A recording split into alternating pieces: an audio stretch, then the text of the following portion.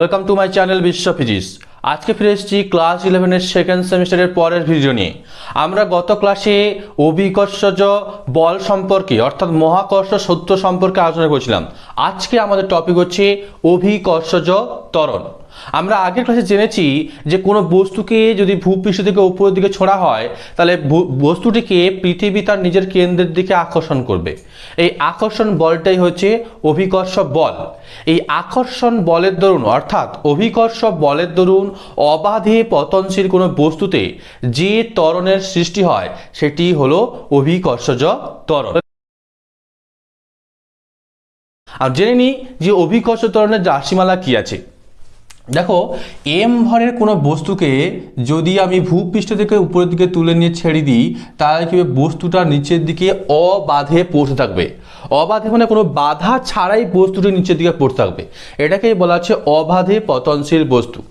বস্তুটির ভর যদি এম হয়, ভূপৃষ্ঠ থেকে সামান্য উচ্চতায় তোলার জন্য কেন্দ্র থেকে দূরত্ব পৃথিবীর ব্যাসার্ধের সমান থাকবে অর্থাৎ আরই থাকবে। এই কারণে এই বস্তুটিকে পৃথিবীর যে বল দ্বারা আকর্ষণ করবে এফ সমান G capital M small M by R square. G হলো ও মহাকর্ষ ধ্রুবক, সার্বজনীন মহাকর্ষ ধ্রুবক। এম হচ্ছে পৃথিবীর ভর, আর হচ্ছে পৃথিবীর ব্যাসার্ধ। যেহেতু কেন্দ্র থেকে পৃথিবীর ব্যাসার্ধ যা, বস্তুটিকে ভূপৃষ্ঠ থেকে খুব সামান্য উচ্চতায় তোলার কারণেই কি হচ্ছে কেন্দ্র থেকে বস্তুটির উচ্চতাও তাই। এবার এই আকর্ষণ বলের দরুন বস্তুতে সৃষ্ট ত্বরণ জি যদি ধরি, জি সমান হচ্ছে এফ বাই এম। তখন কি হবে, আমি যদি এম দিয়ে ভাগ করে দিই তাহলে কি দাঁড়াবে G M by capital R এর স্কোয়ার। অভিকর্ষ ত্বরণের রাশিমালা হচ্ছে এটাই। দেখো তাহলে অভিকর্ষ ত্বরণের রাশিমালা স্মল জি সমান হচ্ছে G M by capital R এর স্কোয়ার। এই অভিকর্ষজ ত্বরণে বস্তুর ভর স্মল এম কিন্তু নেই, অর্থাৎ অভিকর্ষ ত্বরণ বস্তুর ভর নিরপেক্ষ। বস্তুর ভর নিরপেক্ষ। বস্তুর ভর নিরপেক্ষ কথার অর্থ বস্তুটি হালকা হোক কিংবা ভারী হোক, একই প্রকার ত্বরণে বা একই মানের ত্বরণ নিয়েই কিন্তু বস্তুটি নিচের দিকে পড়তে থাকবে। হালকা বস্তুর ক্ষেত্রেও যে পরিমাণ ত্বরণ সৃষ্টি হবে, ভারী বস্তুর ক্ষেত্রেও ঠিক একই পরিমাণ ত্বরণ সৃষ্টি হবে। এই অভিকর্ষজ ত্বরণকে স্মল জি দ্বারাই প্রকাশ করা হয়। এটি কিন্তু একটা ভেক্টর রাশি। কি রাশি না, এটি একটা ভেক্টর রাশি যার অভিমুখ পৃথিবীর কেন্দ্র।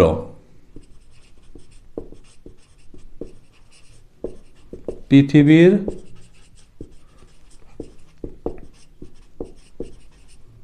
কেন্দ্রের দিকে।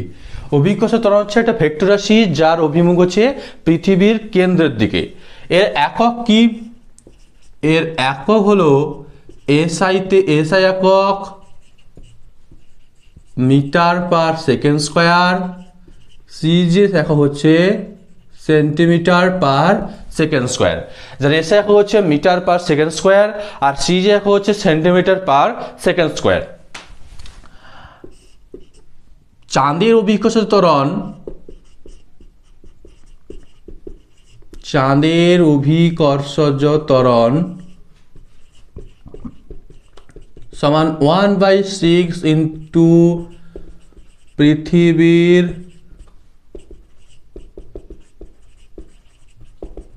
অভিকর্ষজ ত্বরণ। অর্থাৎ চাঁদের অভিকর্ষজ ত্বরণ পৃথিবীর অভিকর্ষজ ত্বরণের 1/6 গুণ। 1/6 গুণ। আবার সূর্যের অভিকর্ষজ ত্বরণ, সূর্যের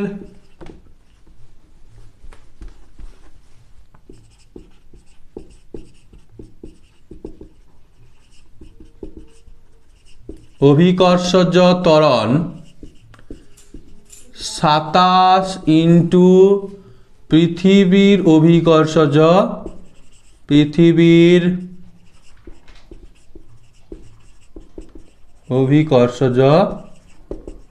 ত্বরণ।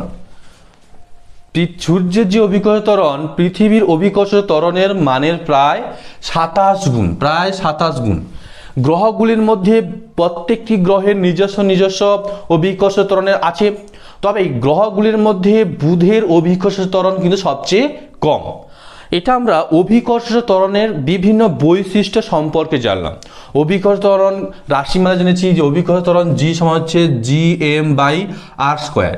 এই অভিকর্ষ ত্বরণ ও কার উপর ডিপেন্ড করছে না মহাকর্ষ ধ্রুবক, সার্বজনীন মহাকর্ষ ধ্রুবক, পৃথিবীর ভর ও পৃথিবীর ব্যাসার্ধের ওপর কিংবা কেন্দ্র থেকে বস্তুটির দূরত্বের ওপর কিন্তু এই অভিকর্ষ ত্বরণটি ডিপেন্ড করছে। অভিকর্ষ ত্বরণ কিন্তু বস্তুর ভরের ওপর নির্ভরশীল নয়, অর্থাৎ হালকা এবং ভারী সমস্ত বস্তুর ক্ষেত্রে কিন্তু অভিকর্ষ ত্বরণের মান কিন্তু একই হয়। পৃথিবীর বিভিন্ন জায়গায় বিভিন্ন কারণে অভিকর্ষ ত্বরণের হার ভিন্ন হলেও এর কিন্তু গড় মান ধরা হয় এসআইতে 9.8 মিটার/সেকেন্ড স্কয়ার আর সিজিএসে 981 সেন্টিমিটার/সেকেন্ড স্কয়ার। তবে এই অভিকর্ষ ত্বরণের মান কিন্তু বিভিন্ন জায়গায় বিভিন্ন কারণে পরিবর্তিত হয়। এবার জেনে নেই কি কি কারণে অভিকর্ষ ত্বরণ পরিবর্তিত হয়। এখানে যাক অভিকর্ষ ত্বরণের মান কি কি কারণে পরিবর্তিত হয়। পৃথিবীর বিভিন্ন জায়গায়, পৃথিবী থেকে উপরের দিকে গেলে, পৃথিবীর অভ্যন্তরে গভীরতায় প্রবেশ করলে সব জায়গায় কিন্তু অভিকর্ষ ত্বরণের মান কিন্তু পরিবর্তিত হয়। দেখা যাচ্ছে সেই সমস্ত মান সেই সমস্ত জায়গায় কীভাবে পরিবর্তিত হচ্ছে। দেখো পৃথিবীর অভিকর্ষ ত্বরণ পরিবর্তিত হয় মূলত পৃথিবীর অসম আকৃতির দরুন। অসম আকৃতি বলতে না পৃথিবীর আকৃতিটা কিন্তু পুরো যে গোলক তা কিন্তু নয়। পৃথিবীর উত্তর এবং দক্ষিণ মেরু সামান্য চাপা, ঠিক এরকম জিনিসটা সামান্য এরকম, অর্থাৎ এই নর্থ পোল আর সাউথ পোলে কি হচ্ছে সামান্য চাপা, সামান্য উপবৃত্তাকার হয়। পৃথিবীর আকৃতি উপবৃত্তাকার হওয়ার কারণে কেন্দ্র থেকে পোলের যে দূরত্ব সেই দূরত্বটা কেন্দ্র থেকে ইকুয়েটর অর্থাৎ নিরক্ষীয় অঞ্চলে যে ব্যাসার্ধ তার দূরত্ব থেকে কিন্তু কম হয়। অর্থাৎ ইকুয়েটরের যে দূরত্বটা অনেক বেশি হয় আর তোমার পোলের দূরত্বটা অনেক কম হয়। প্রায় এই ইকুয়েটরের যে দূরত্বটা পোলের দূরত্ব থেকে 21 কিমি বেশি হয়। তোমার ইকুয়েটরের ব্যাসার্ধ পোলের ব্যাসার্ধের থেকে 21 কিমি বেশি, কিংবা ইকুয়েটরের ব্যাস পোলের ব্যাসের থেকে 42 কিমি বেশি হয়। আমরা কি জানি, আমরা আগে দেখে নিয়েছি যে জি সমান হচ্ছে gm/r²। এই gm অর্থাৎ মহাকর্ষ ধ্রুবক এবং পৃথিবীর ভর যদি ধ্রুবক হয় তাহলে কি হবে g প্রপোর্শনাল টু 1/r²। অর্থাৎ অভিকর্ষ ত্বরণ পৃথিবীর ব্যাসার্ধের কি হচ্ছে বর্গের ব্যস্তানুপাতে পরিবর্তিত হয়। যেহেতু তোমার পোলের ব্যাসার্ধটা কম তাই ওখানে অভিকর্ষ ত্বরণ বেশি, আবার যেহেতু মানে মেরুতে নিরক্ষীয় অঞ্চলে অর্থাৎ ইকুয়েটরের ব্যাসার্ধটা বেশি তাই ওই অঞ্চলে কি হয় তোমার জি এর মান সামান্য কম হয়। এছাড়াও পৃথিবীর বিভিন্ন স্থানে বিভিন্ন পদার্থ আছে, কোথাও খনিজ পদার্থ আছে, কোথাও জল আছে, কোথাও বিভিন্ন ধাতু আছে। বিভিন্ন পদার্থের ঘনত্ব কি হয় বিভিন্ন জায়গায় হয়। পৃথিবীর বিভিন্ন জায়গায় মাস ডিস্ট্রিবিউশন আলাদা হওয়ার কারণেও কিন্তু বিভিন্ন জায়গায় অভিকর্ষ ত্বরণ কিন্তু আলাদা আলাদা হয়। আবার কোথাও সমুদ্রের গভীরতা, আবার কোথাও পর্বতের জন্য উচ্চতা, এই সমস্ত কারণেও কিন্তু ওই স্থানের অভিকর্ষ ত্বরণ কিন্তু প্রভাবিত হয়। এরপরে আমরা জেনে নিই সেকেন্ড পয়েন্ট, পৃথিবীর আহ্নিক গতির দরুনও কিন্তু আহ্নিক গতিটা কি, পৃথিবীর নিজ অক্ষের চারিদিকে যে ঘুরছে অনবরত ঘুরছে, এই আহ্নিক গতির দরুনও নাকি অভিকর্ষ ত্বরণ প্রভাবিত হয়। এই আহ্নিক গতির দরুন অভিকর্ষ ত্বরণ কিভাবে পরিবর্তিত হয় সেটা দেখে নিই। দেখো ধরি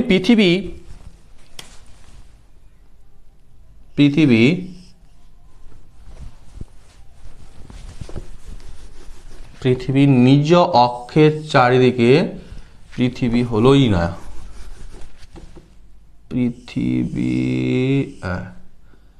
এটা হচ্ছে অক্ষ, পৃথিবীর নিজ অক্ষের চারিদিকে ওমেগা কৌণিক বেগে অনবরত ঘুরছে। এবার এটা হচ্ছে তার নিরক্ষীয় রেখা। এই রেখার সঙ্গে পি বিন্দুতে ল্যামডা অক্ষাংশে একটি এম ভরের একটি বস্তু আছে। এখানে একটা এম ভরের একটা বস্তু আছে। পৃথিবী যখন নিজ অক্ষের চারিদিকে অনবরত ঘুরছে, তার উপরে থাকা সমস্ত বস্তুও কি হবে, অনবরত পৃথিবীর সঙ্গে সঙ্গে ঘুরবে। এই বস্তুটি কি হবে, এই যে বৃত্তাকার পথ বরাবর, এই বৃত্তাকার পথ বরাবর অনবরত ঘুরবে। এর ব্যাসার্ধ ধরলাম স্মল আর, ব্যাসার্ধ হচ্ছে স্মল আর। এই স্মল আর ব্যাসার্ধের অনবরত ঘূর্ণনের দরুন এই পি বিন্দুতে এম ভরের বস্তুটি বাইরের দিকে একটা অপকেন্দ্র বল প্রযুক্ত হবে, যেটা হচ্ছে এম ওমেগা স্কোয়ার আর। আরটা হচ্ছে যে বৃত্ত বরাবর ঘুরছে তার ব্যাসার্ধ, ওমেগা হচ্ছে পৃথিবীর কৌণিক বেগ, যে কৌণিক বেগ নিয়ে পৃথিবীটা ঘুরছে। এবার এই পৃথিবীর কেন্দ্র হচ্ছে ও, এটা দিলাম এ। এই ওপি বরাবর এম ওমেগা স্কোয়ার আর, অর্থাৎ অপকেন্দ্র বলের উপাংশটা কি হবে, এইটা ল্যামডা হওয়ার কারণে এই কোণটাও ল্যামডা হবে। এই বরাবর উপাংশের মান হবে M omega square R cos lambda. কারণ আমরা ভেক্টর যখন পড়েছি তখন আমরা জেনেছি যে উপাংশ যার সঙ্গে কোণ করবে, কোণ দিকে যেদিকে উপাংশ আছে সেটা কস থিটা হবে। তো ল্যামডা কোণটা এর সঙ্গে করেছে বলে ওই বরাবর উপাংশটা হচ্ছে M omega square cos lambda. ঠিক আছে, এবার তাহলে এমনি যদি এই বস্তুতে এম ভরের যে বস্তুটা আছে, আহ্নিক গতি না থাকলে,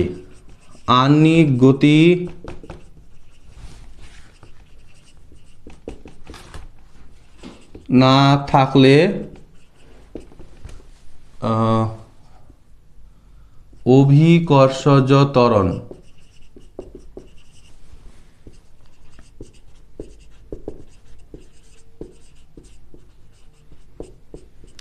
আহ্নিক গতি না থাকলে অভিকর্ষণ ত্বরণ যদি জি হয়, ওই জি এর উপর প্রযুক্ত মহাকর্ষ বা অভিকর্ষ বল কি হবে, এম জি।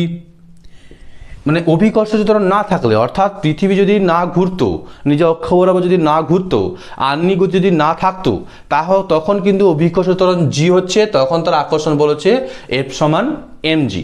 এই আহ্নিক গতির দরুন অভিকর্ষ ত্বরণ, আহ্নিক গতি যে হচ্ছে, এই আহ্নিক গতির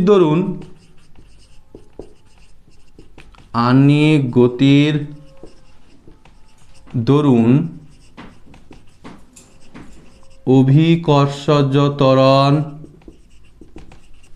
জি ড্যাশ হলে আকর্ষণ বল এফ ড্যাশ হচ্ছে এম জি ড্যাশ। আকর্ষণ বল এফ ড্যাশ কি হচ্ছে এম জি ড্যাশের সমান। এবার অভিকর্ষ ত্বরণের দরুন ওই ওপি বরাবর বাইরের দিকে কোন বল কাজ করছে, যার কারণে এই M omega square R cos lambda, যার কারণে কি হচ্ছে মূল আকর্ষণ বলটা সামান্য কমে যাচ্ছে। তো এই কারণে আমরা অতএব লিখতে পারি M G dash equal to M G minus M omega square R cos lambda. কি বললাম, এই ওখানে যদি বস্তুটি যদি না ঘুরতো তাহলে কি হচ্ছে না, তার উপর আকর্ষণ বল হচ্ছে এমজি। এবার আহ্নিক গতির দরুন বস্তুটির উপর যে অপকেন্দ্র বল কাজ করছে, সেই ওপি বরাবর অপকেন্দ্র বলে উপাংশ হয়েছে M omega square R cos lambda. এর কারণে কি হচ্ছে, ওই স্থানের আকর্ষণ বল, সে যে কেন্দ্রের দিকে যে এমজি বল দিয়ে আকর্ষণ করছিল, এই পি বিন্দুতে বস্তুটির উপর মোট প্রযুক্ত লব্ধি বল, প্রযুক্ত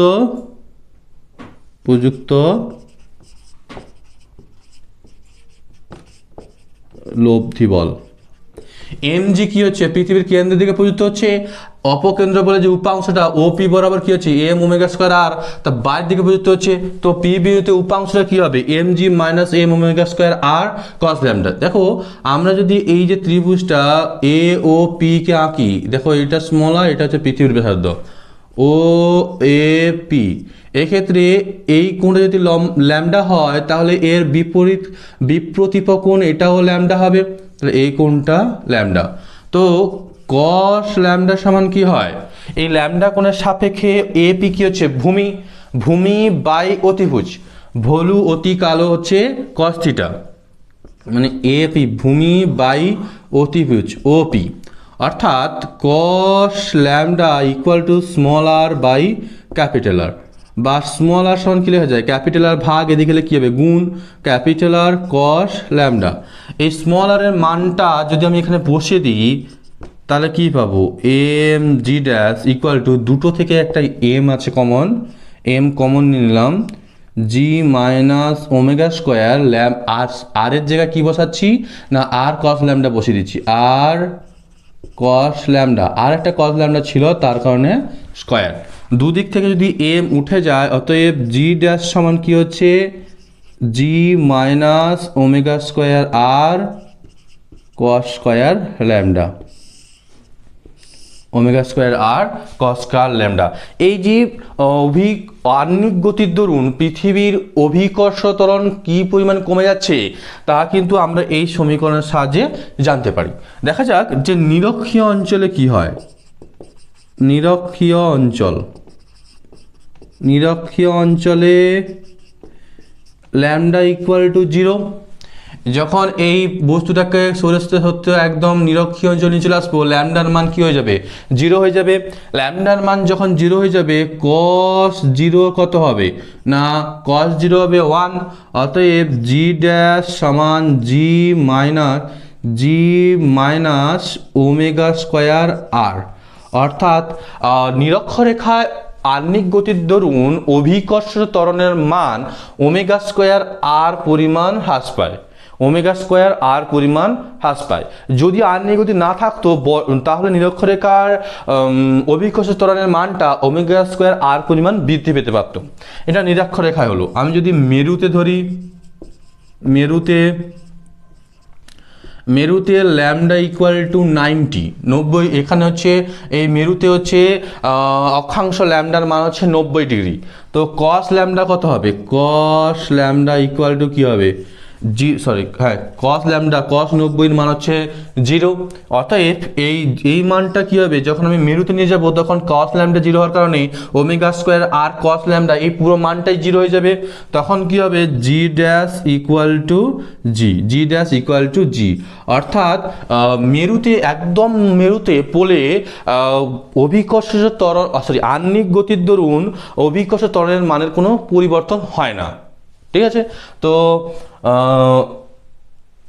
নিরক্ষীয় অঞ্চলে অভিকর্ষ ত্বরণের মান ওমেগা স্কোয়ার আর পরিবর্তিত হলেও আহ্নিক গতির দরুন মেরু অঞ্চলে কিন্তু আহ্নিক গতির দরুন অভিকর্ষ ত্বরণের কোনো পরিবর্তন হয় না, আর নিরক্ষীয় অঞ্চলে আহ্নিক গতির দরুন অভিকর্ষ ত্বরণের পরিবর্তনের মানটা কিন্তু ওমেগা স্কোয়ার আর। এবার আহ্নিক গতির ধরুন তো পৃথিবীর অভিকর্ষ ত্বরণের মানের কি পরিবর্তন হলো সেটা আমরা জানলাম। এবার আমরা জানবো পৃথিবীর উচ্চতার দরুন, মানে অর্থাৎ ভূপৃষ্ঠ থেকে আমি বস্তুকে যত উপরের দিকে নিয়ে যাব তখন অভিকর্ষ ত্বরণের কি পরিবর্তন হবে সেটা আমরা জেনে নিই।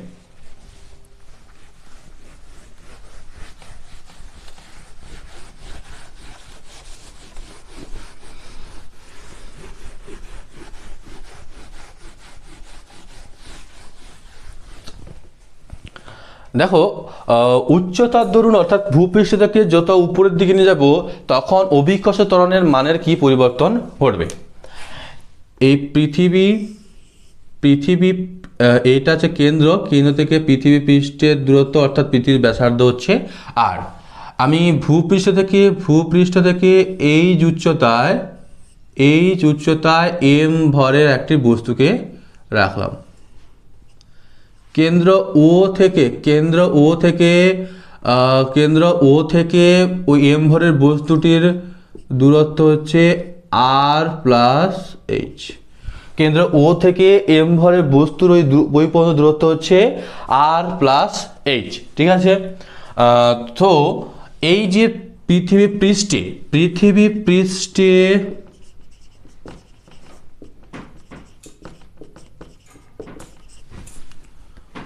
অভিকর্ষজ ত্বরণ,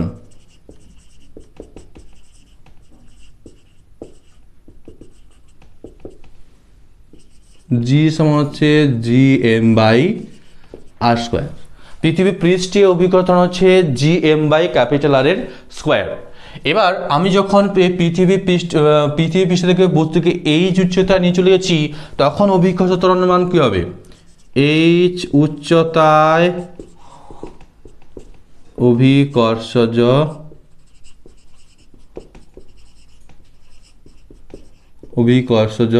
ত্বরণ জি ড্যাশ সমান হচ্ছে G M by capital R plus small H এর হোল স্কোয়ার।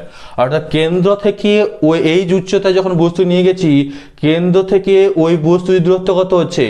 এইখান থেকে পৃষ্ঠ পর্যন্ত হচ্ছে আর, আবার পৃষ্ঠ থেকে যখন এইচ উচ্চতা নিয়ে গেছি তখন মোট দূরত্ব হচ্ছে আর প্লাস এইচ। তখন অভিকর্ষ ত্বরণ তোমার জি ড্যাশ সমান কি হয়ে যাবে? G M by R plus H এর হোল স্কোয়ার। এবার আমি যদি জি ড্যাশ বাই জি করি তাহলে কি হবে? এই মানটাকে এই মানটা দিয়ে ভাগ করব। এক্ষেত্রে এই মানটাকে যখন এই মানটাতে ভাগ করব তখন দেখো জিএম কিন্তু কেটে যাবে। এবার এটা কি হবে?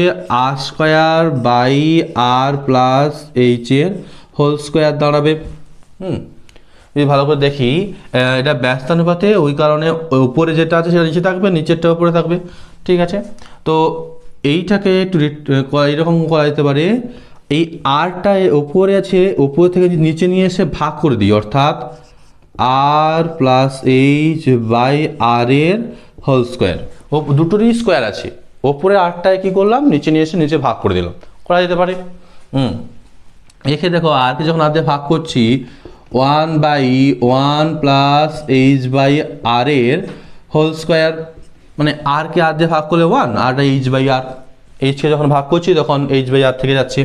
এই মানটা যখন ওপরে নিয়ে যাচ্ছি তখন কি হচ্ছে না 1 প্লাস এইচ বাই আর এর whole square, sorry H by R এর উপরে আসার কারণে -2, ওপরে হোল স্কোয়ার নিচে হোল স্কোয়ার ছিল, যখন ওপরে যাচ্ছে তখন সেটা -2 হয়ে যাচ্ছে।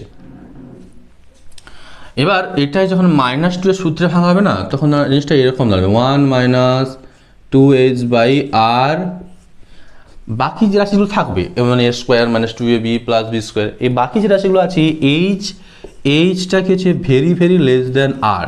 এই পৃথিবী পৃষ্ঠ থেকে বস্তুর যে উচ্চতা এর মানটা পৃথিবীর ব্যাসার্ধের তুলনায় অনেক কম, সেই কারণে এইচ বাই আর এর মান আরও কম হবে। তারপর তার উপর আবার তার স্কোয়ার, এইচ বাই আর এর হোল স্কোয়ার, সেই মানটা কী হবে? আরও ছোট হবে। সেই কারণে এই ছোট হওয়ায়, এইচটা আর এর থেকে ছোট হওয়ায় বাকি রাশিগুলি কি হয়েছে? মানে বাদ দেওয়া হয়েছে, নেগলেজিবল আর কি, বাদ দেওয়া যায়।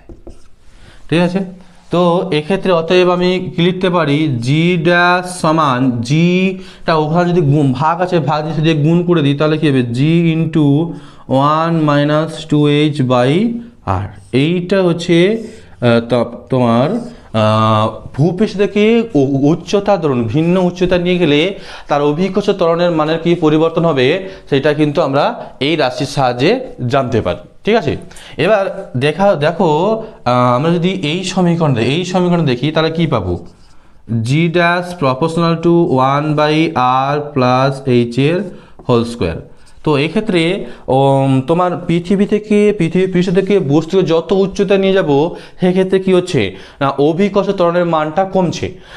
অর্থাৎ অভিকর্ষ ত্বরণের মান এই উচ্চতার কিছু ব্যস্তানুপাতে পরিবর্তিত হচ্ছে।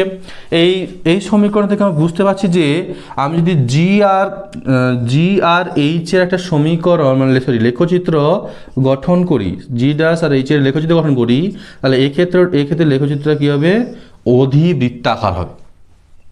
ঠিক আছে, তো এরপরে দেখে নেওয়া যাক যে পৃথিবীর অভ্যন্তরে গভীরতার দরুন পৃথিবী পৃষ্ঠের অভিকর্ষ ত্বরণের মান কিরূপ পরিবর্তিত হচ্ছে।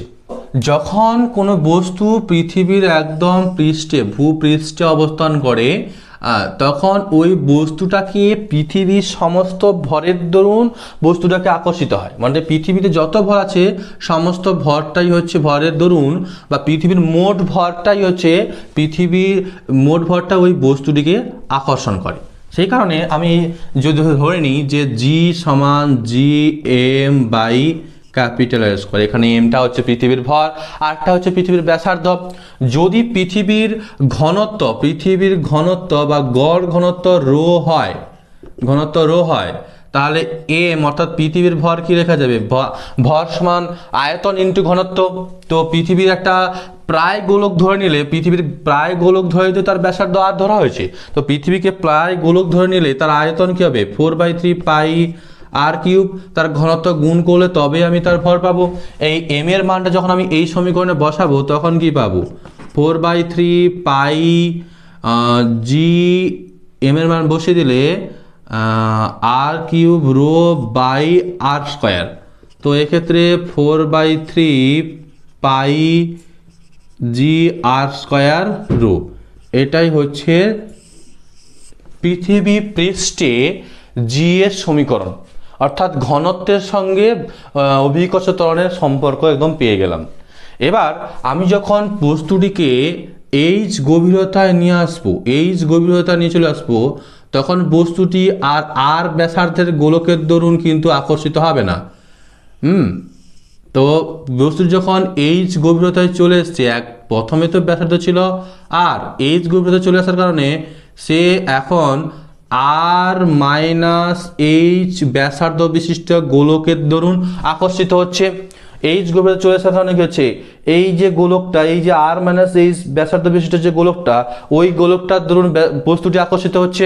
এক্ষেত্রে কি হচ্ছে না, সেক্ষেত্রে আমার ওই আর মাইনাস এইচ ব্যাসার্ধ বিশিষ্ট গোলকের ভরটা কত হচ্ছে না, ওই আর মাইনাস এইচ গোলকের ব্যাসার্ধ বিশিষ্ট ভরটা যদি ধরি আমি এম ড্যাশ সমান কি হবে না, 4/3 pi capital R minus H এর হোল কিউব রো। এবার ওই জায়গায় এই ক্ষেত্রে অভিকর্ষ ত্বরণ জি ড্যাশ সমান কি হবে না, জি ড্যাশ সমান G M dash by R minus H এর whole square, G M dash by R minus H এর হোল স্কোয়ার। এই এম ড্যাশের মানটা যদি বসিয়ে দিই তাহলে কি পাবো না, 4/3 পাই জি আর মাইনাস এইচ রো। ঠিক আছে, তো এটাই আমরা পেয়ে গেলাম জি ড্যাশ সমান। অতএব জি ড্যাশ বাই জি সমান করলে জি ড্যাশকে জি দিয়ে অর্থাৎ এইটা দিয়ে ভাগ করব, অর্থাৎ 4/3 পাই জি আর মাইনাস এইচ রো বাই 4/3 পাই জি আর, এখানে আর স্কোয়ার থেকে গেল কি করে, এখানে তো দুটো আর ওখানে তিনটে আর, দুটো আর কালে একটা থাকবে, পাই আর রো 4/3 পাই জি, 4/3 পাই জি কাটা, রো কাটা, থাকলো কি আর মাইনাস এইচ বাই হচ্ছে আর। যখন আর দিয়ে ভাগ করবো, আর দিয়ে ভাগ করবো তো 1 মাইনাস এইচ বাই আর। অতএব জি ড্যাশ সমান জি ইন্টু, এটা ভাগটা যখন গুণ করবো জি ইন্টু কি আসবে 1 minus H by R, 1 minus H by R. অর্থাৎ বস্তুটিকে যত গভীরতায় নিয়ে যাব, পৃথিবীর অভ্যন্তরে নিয়ে যাচ্ছি, তো এখানে কি হচ্ছে বস্তুটির অভিকর্ষ ত্বরণটা কীভাবে পরিবর্তিত হচ্ছে তা আমরা এই সমীকরণের সাহায্যে জানতে পারছি। দেখো জি ড্যাশ সমান প্রপোর্শনাল টু হচ্ছে আর মাইনাস এইচ, অর্থাৎ অভিকর্ষ ত্বরণ যত গভীরতা, বস্তুকে যত গভীরতা নিয়ে যাব তার অভিকর্ষ ত্বরণ মান তত কম থাকবে। এক্ষেত্রে যদি আমি জি ড্যাশের লেখচিত্র আঁকতে চাই, জি ড্যাশের সঙ্গে গভীরতার যে সম্পর্ক, এটা লেখচিত্র আঁকতে চাই, তাহলে কীরকম দাঁড়াবে, এটা হচ্ছে গভীরতা, এইটা হচ্ছে পৃথিবী পৃষ্ঠে অভিকর্ষ ত্বরণ জি। এটা একটা পৃথিবী পৃষ্ঠে যত উচ্চ গভীরতা যত বাড়বো, অর্থাৎ পৃথিবীর অভ্যন্তরে যত প্রবেশ করব তত কি হবে অভিকর্ষ ত্বরণ মান কম থাকবে, কমতে ও যত নিচের দিকে নিয়ে আসবো, গভীরতা নিয়ে যাব, অভিকর্ষ ত্বরণ মান কমতে একদম যখন কেন্দ্রে চলে যাবে তার অভিকর্ষ ত্বরণের মান শূন্য হয়ে যাবে। একদম কেন্দ্রে কিন্তু অভিকর্ষ ত্বরণের মান শূন্য হয়ে যাবে। দেখো এবার আমি যদি বস্তুটিকে একদম কেন্দ্র থেকে একদম বাইরের দিকে নিয়ে যেতে থাকি, কেন্দ্র থেকে বস্তুকে তুলে নিয়ে বাইরের দিকে নিয়ে যাচ্ছি, সেই ক্ষেত্রে অভিকর্ষ ত্বরণের মানটা কীরকম হবে না, একদম কেন্দ্রে অভিকর্ষ ত্বরণের মান 0। বস্তুটির উচ্চতা অর্থাৎ কেন্দ্র থেকে দূরত্ব যত বাড়বে, কেন্দ্র থেকে দূরত্ব যত বাড়বে এই ভূপৃষ্ঠ পর্যন্ত কি হবে না বাড়তে থাকবে, ভূপৃষ্ঠ পর্যন্ত কি হবে অভিকর্ষ ত্বরণের মান বাড়তে থাকবে ভূপৃষ্ঠ পর্যন্ত, অর্থাৎ যেখানে এইচ ইকুয়াল টু আর সেখানে কিন্তু এর মান সর্বোচ্চ অর্থাৎ জি এর সমান। এরপর ভূপৃষ্ঠে যত বাইরের দিকে নিয়ে যাবো সেক্ষেত্রে কি হবে, সেক্ষেত্রে আবার অভিকর্ষ ত্বরণের মান হ্রাস পেতে থাকবে, তখন লেখচিত্র তোমার অধিবৃত্তাকার হয়ে যাবে। প্রথমে কেন্দ্র থেকে ভূপৃষ্ঠ পর্যন্ত বাড়বে, ভূপৃষ্ঠ থেকে আবার বাইরের দিকে নিয়ে গেলে তখন কিন্তু নির্দিষ্ট হারে হ্রাস পেতে থাকবে। এই হচ্ছে আমাদের অভিকর্ষ সম্পর্কে সম্পূর্ণ তথ্য। এর বাইরে অভিকর্ষ ত্বরণ সম্পর্কে কোনো তথ্য নেই। এই ক্লাসটি ভালো করে নিলে তুমি অভিকর্ষ ত্বরণ সম্পর্কে যে কোনো সমস্যার সমাধান করতে পারবে। তো ভিডিওটি ভালো লাগলে তোমরা সবাই লাইক, শেয়ার এবং কমেন্ট করো এবং চ্যানেলটি সাবস্ক্রাইব করে রাখো। পরবর্তী ভিডিও পেতে বেল আইকনটি অন করো।